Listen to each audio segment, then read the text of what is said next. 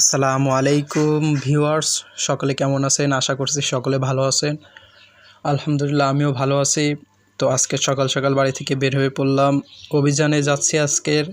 তো কী অভিযানে যাচ্ছে আপনারা সেটা দেখতেই পাবেন, আপনাদের সবার সঙ্গে শেয়ার করব। তো আমাদের কবরস্থানের এইখানে আমাদের একটু জমি আছে, সেখানে এবছর আমরা হলুদ চাষ করছি। তো হলুদ বনের ভিতরে প্রচুর বাদলা হয়েছে বা ঘাস হয়েছে, আমাদের এখানে যেটা বলে ঘাস হয়েছে প্রচুর। তো সেখানে কিছু মানুষ কাজ করছিল কিছুদিন আগে। তো তাদেরকে মূলত এটা পূরণ করে দিছিলাম, তারা কাজ করছে।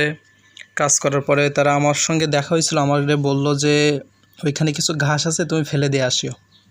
তো আমি আগে একবার দেখে আসছি, তো আপনাদেরকে আবার দেখাবো সেখানে কেমন ঘাস হয়েছে বা তারা কেমন কাজ করছে, আপনারা দেখবেন। তো দেখতে পাচ্ছেন বাড়ির ভিতরে দিয়ে আমরা যাচ্ছি।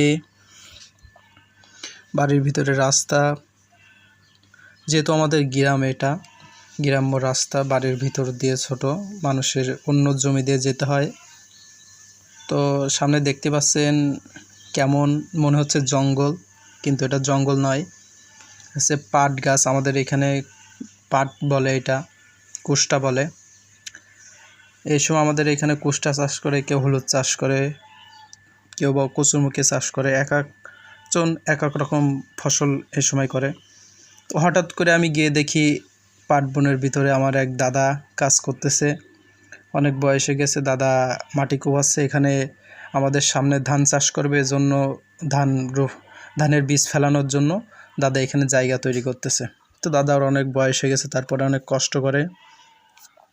এই বয়সে এমন মানুষ দেখা যায় না।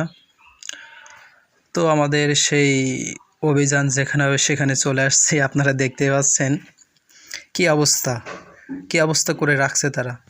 তাদেরকে দিছিলাম এটা পূরণ করে, তারা দেখেন, আপনারা দেখতে পাবেন প্রচুর পরিমাণ ঘাস হয়েছে এবছর। হলুদের ভইতে অনেক প্রচুর ঘাস দেখতে পাচ্ছেন আপনারা।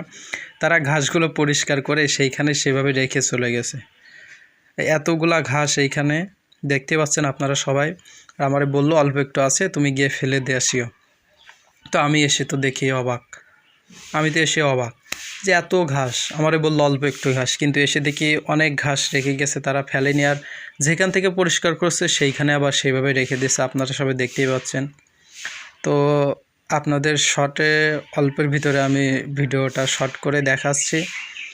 তো মূলত আমার এখানে পরিষ্কার করতে অনেক সময় লাগছে, মূলত 2 ঘন্টা লাগছে আমাকে শুধু পরিষ্কার করতে, এগুলো ঘাস পরিষ্কার করতে।